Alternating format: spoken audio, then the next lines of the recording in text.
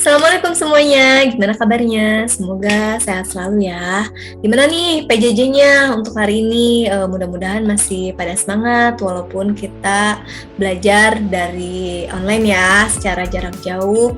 Mudah-mudahan pandeminya segera berakhir sehingga kita bisa bertemu dan bertatap muka secara langsung. Oke, untuk hari ini, pertemuan kali ini kita akan melanjutkan pertemuan minggu lalu tentang bilangan bulat. Nah, pada pertemuan kali ini kita akan memfokuskan bilangan bulatnya itu pada faktorisasi prima, faktorisasi prima, KPK, FPB, dan akar pangkat. Ya, kita mulai. Nah, ini yang akan kita pelajari minggu ini ya, pada pertemuan kali ini.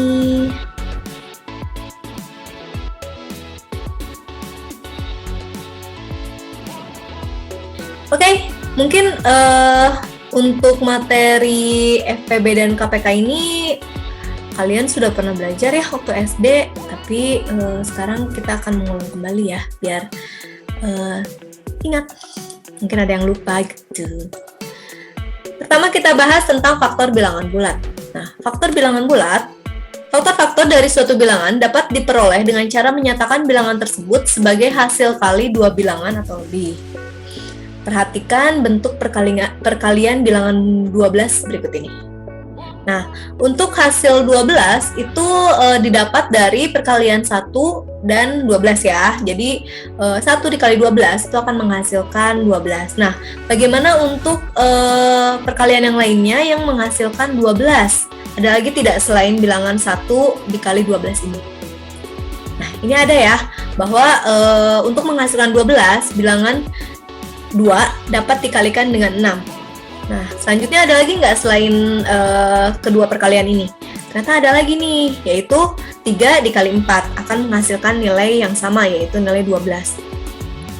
Nah, dari perkalian tersebut, maka kita dapat simpulkan bahwa faktor dari 12 adalah 1, 2, 3, 4, 6, dan 12. Itu adalah bilangan-bilangan yang dapat dikalikan yang menghasilkan nilai 12. Nah ya, maka dapat kita simpulkan bahwa faktor dari suatu bilangan sama artinya dengan mencari semua pembagi yang habis membagi bilangan itu. Nah, dari dua bilangan atau lebih dapat ditentukan anggota-anggota persekutuannya yang disebut dengan faktor persekutuan. Anggota terbesar pada faktor persekutuan disebut faktor persekutuan terbesar atau biasa yang kita kenal dengan FPB ya. Itu kalian pernah belajar waktu SD. Nah, KPK dan FPB dengan faktorisasi prima. Ini cara mencari KPK dan FPB ya. KPK diperoleh dari hasil kali faktor-faktor prima yang berbeda dan mengambil pangkat tertinggi untuk faktor yang sama. Nanti kita bahas lebih lanjut ya. FPB diperoleh dari hasil kali faktor-faktor prima yang sama dengan pangkat yang terkecil. Jadi kalau pada KPK, kalau ada faktor-faktor yang sama ya dari dua bilangan tersebut, ada faktornya nih sama. Nah, yang kalian lihat atau yang kalian ambil untuk KPK itu untuk bilangan dengan pangkat yang lebih besar, gitu ya. Kalau faktornya sama ya. Nah, kalau untuk FPB, jika ada dari dua bilangan tersebut, jika ditemukan atau didapatkan faktor-faktor prima yang sama, maka kalian ambil atau kalian ambil bilangan dengan pangkat yang terkecil. Kita bahas yang pertama, yaitu KPK, kelipatan persekutuan terkecil. KPK adalah kelipatan persekutuan terkecil dari beberapa bilangan. Jadi KPK ini, kalau tadi kan kita mencari faktornya dari satu buah bilangan. Nah, kalau mencari KPK itu untuk beberapa bilangan ya. Jadi 2 atau lebih bilangan. Nah, cara menentukan nilai KPK yang pertama bisa melalui kelipatan persekutuan. Misal, contoh KPK dari bilangan 5 dan 6. Nah, kan dari judulnya juga kelipatan gitu ya, kelipatan persekutuan terkecil. Jadi cara yang pertama untuk menentukan KPK itu adalah kelipatan dari bilangan-bilangan tersebut. Misalkan kelipatan 5, 10, 15, 20, 25, 30, dan 35, dan seterusnya ya. Di sini masih ada titik-titik itu menandakan kalian bisa melanjutkan terus sampai ditemukan nilai yang sama dengan bilangan berikutnya. Nah, sekarang kelipatan 6, yaitu 6, 12, 18, 24, 30, 36, dan seterusnya. Kalau di antara dua bilangan ini, antara 5 dan 6, belum ditemukan angka yang sama, maka kalian terus lipatkan. Terus dituliskan kelipatannya. Nah, kebetulan untuk yang 5 dan 6 ini sudah ada nih yang samanya. Berapa? Yaitu di angka atau bilangan 30. Nah, inilah KPK dari bilangan 5 dan 6. Kalau ada lebih yang samanya gimana? Yang kalian ambil yang pertama kali sama gitu. Misalkan di sini ya 30. Sebelum 30 kan tidak ada yang sama. Nah, itu tidak itu yang kamu ambil yang 30 berarti. Yang pertama kali bertemu sama. Ya. Cara menentukan KPK yang kedua yaitu dengan melalui faktorisasi prima. Nah, cara menentukannya, tulis bilangan-bilangan tersebut dalam bentuk faktorisasi prima, itu yang pertama. Yang kedua, ambil semua faktor yang sama maupun tidak sama dari bilangan-bilangan tersebut. Jadi semuanya ya diambil ya, faktor yang sama dan faktor yang tidak sama kamu ambil. Kemudian, jika faktornya sama tapi mempunyai pangkat yang berbeda, maka yang diambil adalah faktor dengan pangkat yang paling besar. Contoh, tentukan KPK dari bilangan 21 dan 45. Nah, biasanya kalau untuk mengetahui atau menentukan nilai KPK menggunakan faktorisasi prima, biasanya kita menggunakan pohon faktor. Atau mungkin ada beberapa di antara kalian yang menggunakannya sawah gitu. Itu juga boleh. Bebas saja kalian lebih nyaman atau lebih pahamnya menggunakan yang mana. Kalau di sini Ibu mencontohkannya menggunakan pohon faktor ya. Jadi kita cari satu-satu dulu, cari faktorisasi dari bilangan 21. Nah, kita lihatnya dari pembagi yang paling kecil dulu ya. Tidak 1, tapi kita mulai dari 2. Untuk 21 dibagi 2 kan itu hasilnya tidak bilangan bulat. Maka kamu lanjut ke angka 3. 21 dibagi 3. Maka akan menghasilkan angka 7. Nah, untuk nilai 7 ini apakah masih bisa dibagi lagi atau tidak? Bisa Bu, dibagi lagi dengan angka 7 lagi. Berarti tidak perlu, kamu sudah cukup sampai di sini saja untuk faktorisasi prima bilangan 21. Nah, berarti faktorisasi prima dari bilangan 21 itu adalah 3 dikali 7. Ya. Kenapa nggak ada 2? Ya karena 21 dibagi 2 hasilnya desimal, bukan bilangan bulat. Sedangkan pada faktor itu nilai-nilai yang dihasilkannya atau pembagian yang dihasilkannya itu harus bilangan bulat. Nah, untuk 45 gimana? Sama, untuk 45 juga kalau dibagi 2 kan nggak bisa, hasilnya akan bilangan desimal. Jadi langsung ke 3. 45 dibagi 3 ternyata bisa menghasilkan nilai 15. Nah, sekarang 15 masih bisakah dibagi lagi? Ternyata bisa, dibagi 3 lagi akan menghasilkan 5. Nah, dari 5 masih bisa dibagi lagi? Bisa dibagi dengan bilangan itu sendiri. Nah, kalau pembagiannya bilangan itu sendiri, tidak perlu ditulis, jadi cukup sampai situ saja. Maka didapatlah faktorisasi prima dari 45 adalah nih, 3 dikali 3 dikali 5. Nah, ini yang kamu lihat ya. Si panah-panah ini, apa namanya? Warna biru ini. Karena angka 3-nya ada 2, maka kita pangkatin aja. 3 pangkat 2 kali 5. Nah, KPK-nya bagaimana? Lihat, di sini ada faktor yang sama, yaitu untuk bilangan 21 itu ada angka 3. Di faktorisasi prima bilangan 45 itu ada 3 pangkat 2. Ingat yang tadi untuk KPK itu, kalau ada faktor yang sama tapi pangkatnya berbeda, maka kamu ambil pangkat yang paling besar. Jadi kamu ambillah pangkat 2. Jadi di sini kamu tuliskan 3 pangkat 2. Kemudian bilangan yang lainnya gimana? Ingat yang ini nih. Ambil semua faktor yang sama maupun tidak sama. Faktor yang samanya kan tadi sudah 3 ya, dan diambil pangkat yang paling besar. Kemudian ada angka 7, kamu masukkan 7 juga. Kemudian ada angka 5 juga kamu masukkan. Nah, dapatlah hasilnya. 3 pangkat 2 dikali 5 dikali 7. 315, itulah KPK dari bilangan 21 dan 45. Kemudian ada FPB. Oke, FPB juga pasti sudah ya waktu SD ya, biasanya sih bareng-bareng sama mereka. FPB dari beberapa bilangan merupakan faktor bersama yang terbesar dari beberapa bilangan. Gimana nih maksudnya? Cara menentukan nilai FPB. Yang pertama melalui faktor persekutuan, sama seperti yang tadi di awal ya. Kalau ada bilangan, misalkan yang tadi contohnya 12, bilangan berapa yang hasilnya bilangan berapa dikali bilangan berapa yang hasilnya 12. Nah, itu faktor persekutuan. Contoh ini, tentukan FPB dari 12 dan 27. Kamu cari dulu faktornya. Untuk 12 kan tadi dapat ya berapa saja angka-angkanya yang menghasilkan nilai 12, yaitu 1 dikali 12, 2 dikali 6, dan 3 dikali 4. Kemudian faktor 27 pun sama caranya seperti itu ya. 1 dikali 27, kemudian 3 dikali 9. Ada lagi tidak? Tidak ada. Maka faktor persekutuan dari 12 dan 27 adalah 1 dan 3. Kenapa? Kamu lihat di sini dari faktor persekutuannya angka-angka yang samanya saja. Kalau tadi KPK kan yang sama dan tidak sama dimasukkan. Kalau untuk FPB hanya angka-angka yang samanya saja pada faktor tersebut. Di sini dari faktor 12 dan 27 yang samanya itu adalah angka 1 dan angka 3. Nah, terus masa FPB-nya ada 2 dari 2 bilangan tersebut?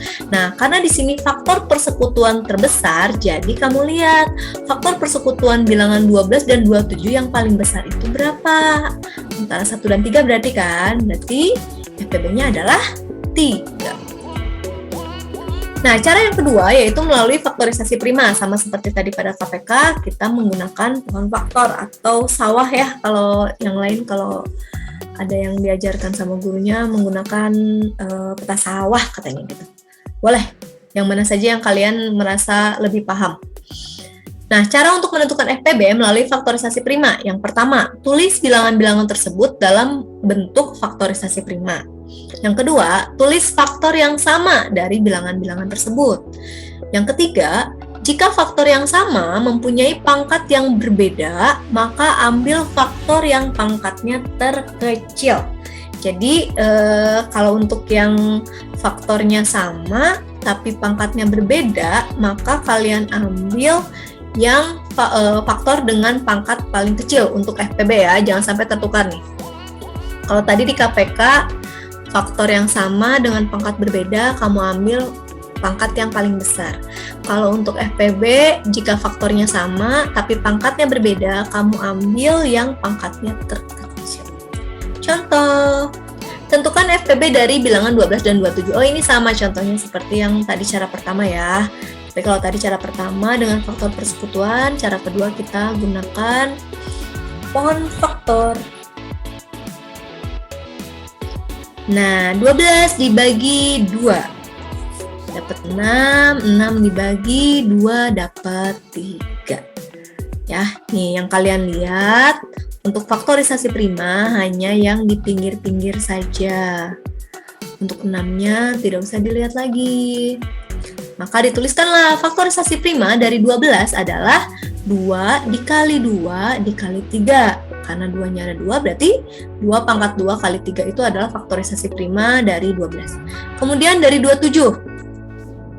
27 nggak bisa dibagi 2 karena hasilnya akan desimal, bukan bilangan bulat. Maka kamu langsung pembaginya itu ke bilangan 3 ya. 27 dibagi 3 itu 9. 9 masih bisa nggak dibagi lagi? Saya dibagi 3. Maka 9 dibagi 3 hasilnya 3. Yang kalian lihat itu adalah yang pinggir-pinggirnya lagi nih, yang biru ini.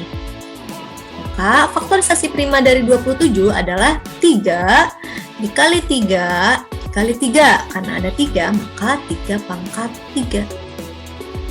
FPB-nya bagaimana? Nah, di sini kan kita temukan nih untuk faktorisasi prima dari 12 itu ada 2 pangkat 2 kali 3. Dan faktorisasi prima dari 27 itu ada 3 pangkat 3. Nah, untuk FPB yang dicatat atau ditulis hanya faktor yang samanya saja gitu. Nah, di antara ini kan yang sama hanya angka 3 saja ya. Ini faktornya, tapi ada 2 nih angka 3-nya. Maksudnya faktorisasi prima dari 12 itu 3, ada 3 di sini. Untuk yang 27 ada 3 pangkat 3. Pangkatnya beda, berbeda tapi, nah yang kamu ambil yang punya pangkat paling kecil. Kenapa? Karena sesuai dengan tadi di pembahasan yang ini, cara menentukan FPB melalui faktorisasi prima. Penerapan KPK dalam kehidupan sehari-hari. Rizky mencuci sepeda setiap 6 hari sekali, sedangkan Bagas mencuci sepedanya setiap 8 hari sekali. Hari ini tanggal 2 Maret, Rizky dan Bagas mencuci sepeda bersama-sama. Tanggal berapa mereka akan mencuci sepeda bersama-sama lagi? Nah, karena belum tentu ya minggu depannya sama bareng lagi, karena mereka punya waktu rutin yang berbeda-beda gitu. Untuk Rizky tiap 6 hari sekali, untuk Bagas 8 hari sekali. Nah, untuk menjawab soal ini, kamu bisa menggunakan KPK. Pakai faktorisasi prima, atau pakai pohon faktor boleh ya. Faktorisasi prima dari 6 itu adalah 2 dikali 3, dan faktorisasi prima dari 8 itu adalah 2 dikali 2 dikali 2, atau 2 pangkat 3. Berarti kita dapatkan nih faktornya ya.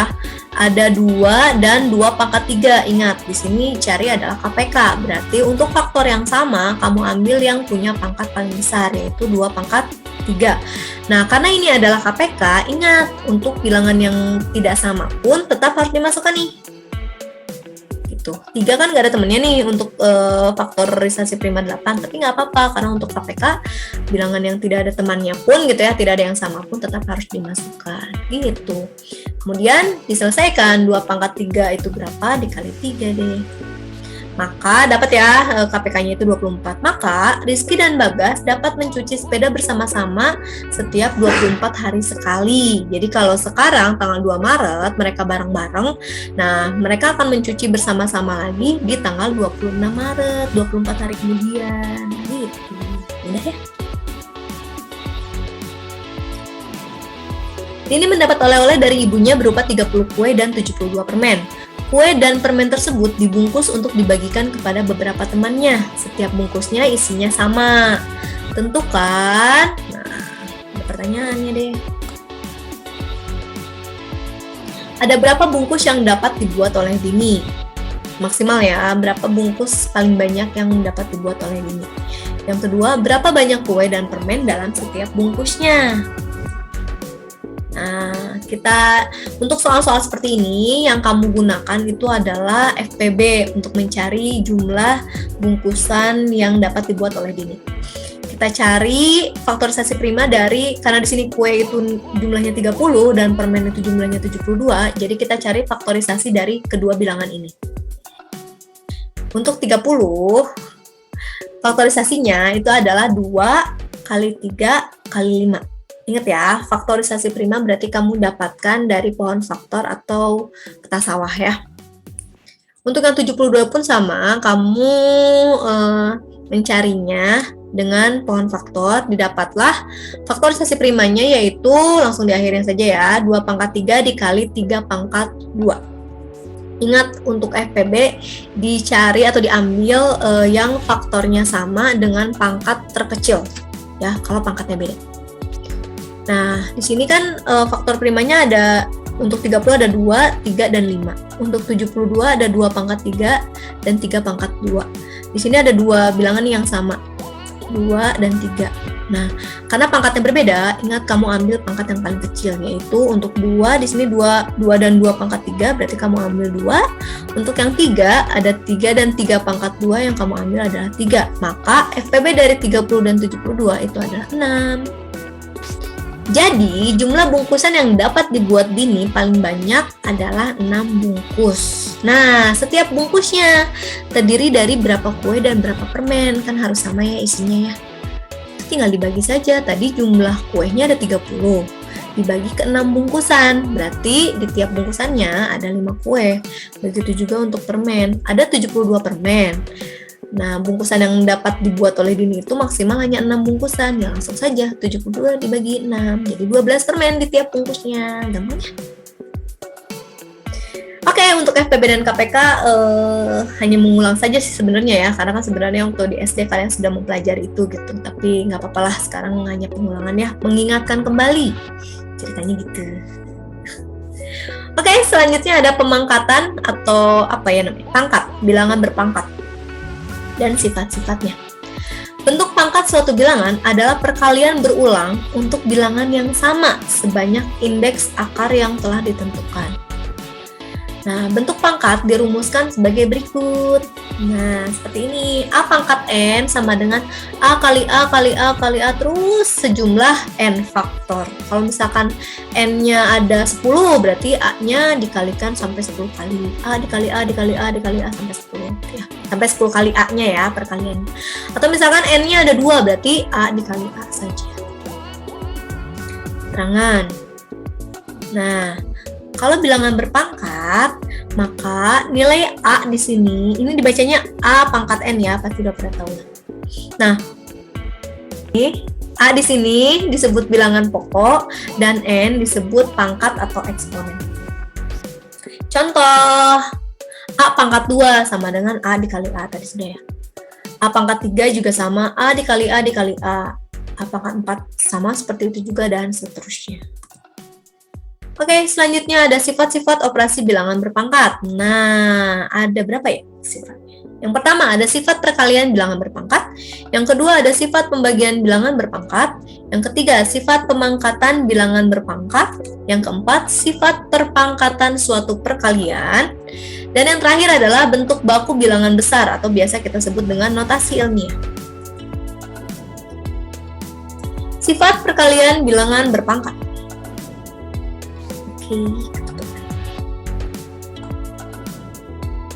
Jika A bilangan bulat sebarang dengan pangkat M dan N, jadi A pangkatnya ada M dan N, maka berlaku A pangkat M dikali A pangkat N sama dengan A pangkat M ditambah N.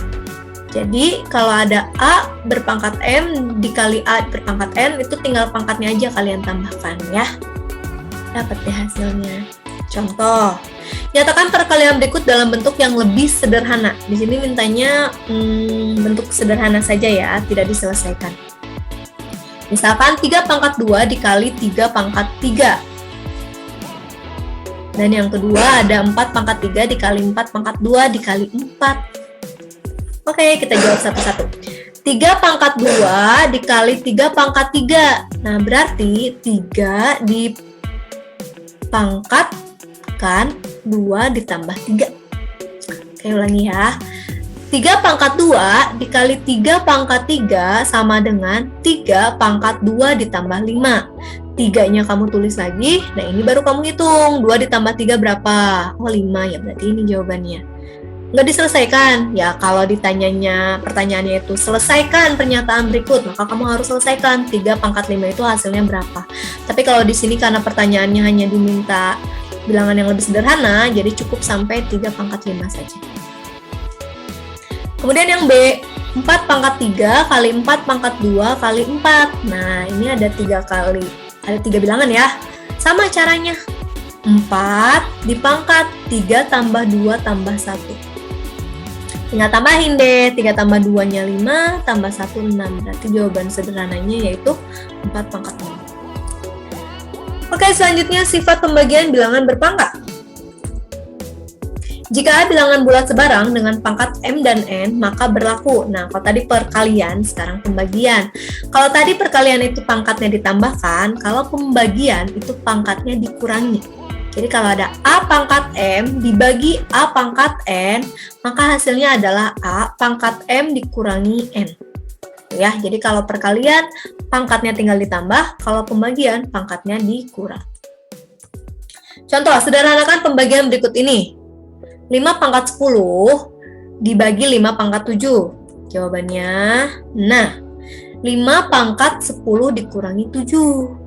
5-nya ditulis lagi, tinggal dihitung deh 10 kurangi 7-nya berapa, yaitu 3. Jadi jawabannya yaitu 5 pangkat 3. Kalau ditanyakannya bentuk sederhana ya, kalau dimintanya diselesaikan, maka kamu harus selesaikan 5 pangkat 3 itu hasilnya berapa. Oke, selanjutnya ada 7 pangkat 11 dibagi 7 pangkat 2 dikali 7. Nah, di sini ada pembagian dan perkalian. Nah, jadi kita kurungin aja. Kurung 7 pangkat 11 dibagi 7 pangkat 2, kurung tutup, kali 7 pangkat 1. Ingat ya, kalau 7 saja tidak ada pangkatnya, ini berarti pangkat 1. Semua bilangan yang pangkatnya tidak dituliskan, itu berarti berpangkat 1. Karena kita sudah buat kurungan seperti ini, berarti yang pembagian dulu yang kita kerjakan. Ingat ya, kenapa tiba-tiba kita kasih kurung di sini? Ingat materi minggu lalu bahwa untuk pembagian dan perkalian itu sama kuat, sehingga jika dalam satu operasi ada pembagian dan perkalian, maka kalian kerjakan operasi yang di sebelah kiri terlebih dahulu. Dan di sini kan yang sebelah kirinya pembagian, maka ini yang kamu kerjakan dulu. Lanjut. Berarti karena ini pembagian, maka 7 pangkat 11 dikurangi 2. Ingat ya, kalau pembagian pangkatnya dikurangi. Kemudian ditambah 1. Gitu ya. Kenapa ditambah 1? Karena perkalian di sininya. Gitu. 11 dikurangi 2, 9, ditambah 1, 10. Maka inilah bentuk sederhana dari soal yang B. Selesaikannya gimana ya? 7 kali 7 kali 7 kali 7 terus sampai 10. Sampai 10 kali 7-nya. Sifat pemangkatan bilangan berpangkat. Jika A bilangan bulat sebarang dengan pangkat M kemudian dipangkatkan N, maka berlaku A pangkat M dipangkatkan N. Lihat ya, kalau ada pangkat kemudian dipangkatin lagi, ini tuh di atas N ya. Nah, di sini. Maka pangkatnya dikalikan. Ya, jadi A pangkat M dipangkatkan N sama dengan A pangkat M dikali N. Contoh. Sederhanakan pemangkatan-pemangkatan berikut ini. Yang A, 3 pangkat 2 dipangkatkan 5. Maka 3 pangkat 2 dikali 5. 3-nya kamu tulis ulang, kamu hitung deh 2 kali 5-nya berapa. Nah, inilah hasil sederhananya ya. Soal yang B. 5 pangkat 9 dibagi 5 pangkat 3 dipangkatkan 4. Ingat ya, kalau dipangkatkan pasti akan ada kurung di situ. Itu menandakan bahwa semua bilangan ini dipangkatkan ini. Gitu maksudnya ya. Makanya pasti selalu ada kurung untuk pemangkatan bilangan berpangkat. Nah, kalau yang ini gimana? Ya berarti ya sama saja gitu. Kalian harus operasikan dulu pembagian ini, nanti hasilnya baru dipangkatkan 4. Nih, seperti ini ya. Ingat, untuk pembagian itu berarti pangkatnya dikurangi. Berarti 5 pangkat 9 dibagi 5 pangkat 3 itu adalah 5 pangkat 9 dikurangi 3. Kurung tutup, pangkat 4 ya. Nah, ini selesaikan dulu 9 dikurangi 3-nya. Nah, maka dapatkan 9 kurangi 3 itu 6. 5 pangkat 6 dipangkatkan 4. Nah, maka 6 dan 4-nya tinggal kamu kalikan saja. Dapat deh segini. Mudah ya? Insya Allah. Kemudian, sifat perpangkatan suatu perkalian. Kita lihat. Jika A dan B bilangan bulat sebarang dengan pangkat M, maka berlaku. Nah, kalau yang tadi sifat-sifat sebelumnya itu bilangan bulatnya itu sama A semua gitu. Yang membedakan adalah pangkatnya. Kalau di sini sifat perpangkatan suatu perkalian, bilangannya beda tapi pangkatnya sama. Nah, seperti ini. A dikali B dipangkatkan M. Itu hasilnya sama dengan A pangkat M dikali B pangkat M. Lihat ya, bilangannya beda, tapi pangkatnya sama. Tuh, kalau yang tadi kan di sifat-sifat sebelumnya, bilangannya sama-sama A gitu ya, tapi pangkatnya A pangkat M dikali A pangkat N. Gitu. Kalau sekarang, bilangannya beda, tapi pangkatnya sama. Contoh. Sederhanakan perpangkatan perkalian berikut ini. 5 kali 4 pangkat 2. Maka kita jawab nih. Ini sama dengan 5 kali 4 dipangkatkan 2 sama dengan 5 pangkat 2 dikali 4 pangkat 2. Itu bentuk sederhananya ya. Selanjutnya ya kalau diminta dalam soal diselesaikan, berarti harus kalian selesaikan. Berapa nih jawabannya gitu. Ya, yang sifat yang terakhir, bentuk baku bilangan besar atau biasa dikenal dengan notasi ilmiah. Bentuk baku bilangan besar dinyatakan dengan A kali 10 pangkat N. Ya, ini yang dinamakan dengan notasi ilmiah. Bilangan dikali 10 berpangkat N gitu ya. Dengan A, nilai A itu lebih besar dari 1 dan A lebih kecil dari 10. Dengan N adalah bilangan asli. Gitu.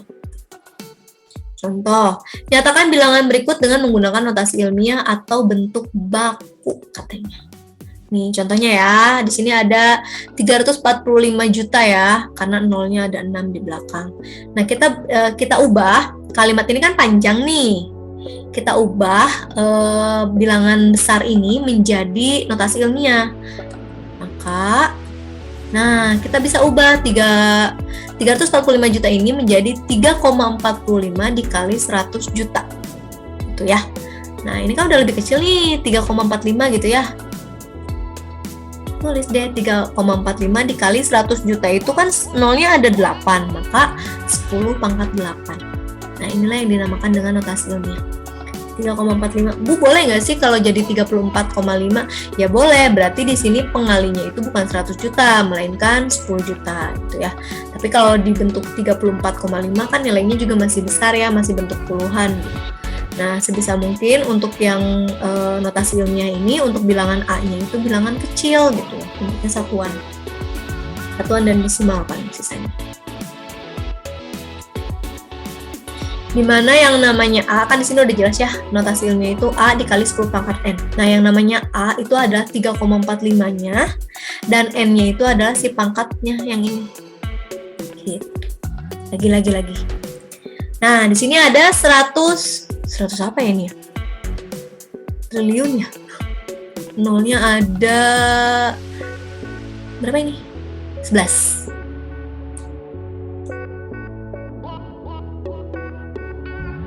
Oke. Nah, 100 triliun ini dikali 1 kan ya, 1 dikali 100 triliun gitu. Nilainya tuh sama dengan seperti itu. Kenapa nggak langsung aja ya? Karena kita tetap membutuhkan bilangan A di sini. Gitu. Makanya kita ambil satu saja kalau bentuknya 100 triliun. Kalau bentuknya 200 triliun ya berarti di sininya angka 2. Gitu. Tinggal dikalikan 100 triliun lagi. Dihitung deh nolnya ada berapa tuh? 11. Jadi 1 dikali 10 pangkat 11. Yang bilangan A-nya itu adalah 1 nilainya dan yang N itu 11. Setelah sifat-sifat bilangan berpangkat yang perlu kalian ketahui. Mungkin sebagian ada yang udah pernah diketahui ya waktu SD ya. Waktu SD ya, nggak apa-apa, kita ulangi lagi. Sekarang kita bahas hasil kuadrat dan pangkat 3. Nah, kalau pangkatnya 2, biasanya kita sebut dengan kuadrat. Gitu. Tapi kalau pangkatnya lebih dari 2, baru kita bacakannya 5 pangkat 3 misalkan. Tapi kalau bentuknya 5 pangkat 2, biasanya kita sebutnya kuadrat gitu. 5 kuadrat yaitu 5 dikali 5. Begitu juga untuk bilangan negatif ya. Nih, negatif 7 dikuadratkan. Berarti negatif 7 dikali negatif 7. Ingat ya, kalau negatifnya ada di dalam kurung, kemudian dipangkatkan, maka si negatif ini ikut dikalikan lagi. Jadi yang kalian pangkatkan itu bukan hanya angka 7-nya saja, tapi negatifnya pun sama. Kemudian caranya adalah 7-nya kamu kalikan dengan 7, negatifnya jangan lupa, negatif dikali negatif hasilnya positif. Itu sudah dibahas di pertemuan minggu lalu di materi sifat-sifat perkalian bilangan bulat. Bisa dicek lagi ya. Nah, untuk pangkat lebih besar dari 2, jadi misalkan pangkat 3, pangkat 4 itu dibacanya bilangan berpangkat 3. Misalkan 5 pangkat 3 berarti 5 pangkat 3 dibacanya. Beda sama yang pangkat 2 tadi ya. Kalau pangkat 2 kan dibacanya 5 kuadrat. Tapi kalau pangkatnya 3, 4, 5 dibacanya ya biasa saja. 5 pangkat 3, 5 pangkat 4 misalkan. Contoh, 2 pangkat 3. Itu berarti 2 dikali 2 dikali 2 hasilnya adalah 8. Nah, kalau diminta hasilnya, maka kamu harus menyelesaikannya sampai terakhir. Sampai perhitungannya ya. Begitu juga untuk perkalian negatif ya. Negatif 3 dipangkatkan 3, berarti negatif 3 dikali negatif 3 dikali negatif 3. Cara berhitungnya sama. 3 dikali 3 dikali 3 itu adalah 27 ya. Nah, negatifnya kamu kalikan juga. Negatif dikali negatif itu hasilnya positif. Positif. Ingat ya, jika ada bilangan negatif, bilangan bulat negatif dipangkatkan, maka negatifnya harus dibawa dalam perkalian tersebut. Nah, sekarang kita bahas akar suatu bilangan. Bentuk akar pada pangkat 2 atau kuadrat adalah akar kuadrat dari suatu bilangan yang hasilnya diperoleh dari pembulatan. Secara umum, hasil kuadrat akar X pangkat 2 atau akar X kuadrat hasilnya adalah X. Ya, akar X kuadrat hasilnya adalah X. Dengan X adalah bilangan bulat positif. Ingat ya, X-nya itu harus bilangan bulat positif. Gimana kalau X-nya bilangan negatif? Ingat materi minggu lalu tentang beberapa bilangan ya, jenis-jenis bilangan. Dilihat lagi kalau ada akar terus dalamnya negatif, itu namanya apa? Ya. Jadi di sini harus dicatat sekali untuk X-nya itu berbentuk bilangan bulat positif. Hubungan akar pada pangkat 2 atau kuadrat antara lain. Yang pertama, akar X adalah bilangan positif. Jika dikuadratkan, maka akan menghasilkan bilangan X. Yang tadi ini. Tuh ya, jika akar X pangkat 2 hasilnya adalah X. Jadi misalkan akar 25 pangkat 2, ya hasilnya 25. Akar X dibaca akar kuadrat dari X atau akar pangkat 2 dari X. Contoh ya, A pangkat 2 sama dengan B, maka akar B sama dengan A. Contoh. Nah, akar 4 kuadrat itu sama dengan 4. Akar 25 kuadrat itu sama dengan 25. Ya. Selanjutnya, tapi kalau misalkan tidak dikuadratkan, maka harus diselesaikan. Akar 64 sama dengan 8. Kenapa? Karena 8 dipangkatkan 2 atau dikuadratkan hasilnya 64. Jadi untuk akar pangkat 2 ini kebalikan gitu ya dari pangkat 2 gitu. Ya. Gitu. Bentuk akar pada pangkat 3 dirumuskan sebagai berikut. A pangkat 3 sama dengan B, maka akar pangkat 3 dari B sama dengan A. Ingat ya, A pangkat 3 sama dengan B, maka nilai A sama dengan akar pangkat 3 dari B. Akar pangkat 3 dari 125 sama dengan 5. Kenapa? Karena 5 jika dipangkatkan 3 hasilnya akan 125. Gitu. Ya, begitu juga untuk pangkat-pangkat lainnya. Nah, itulah pembahasan untuk pertemuan kali ini tentang FPB, KPK, dan bilangan berpangkat dan akar. Selanjutnya, tugas kalian minggu ini adalah mengerjakan soal ini di buku tugas beserta caranya ya, kemudian difotokan dan dikirimkan kembali di Classroom. Oke, mungkin untuk pertemuan kali ini cukup. Sekian. Terima kasih atas perhatian kalian semuanya. Sampai ketemu lagi minggu depan. Assalamualaikum warahmatullahi wabarakatuh.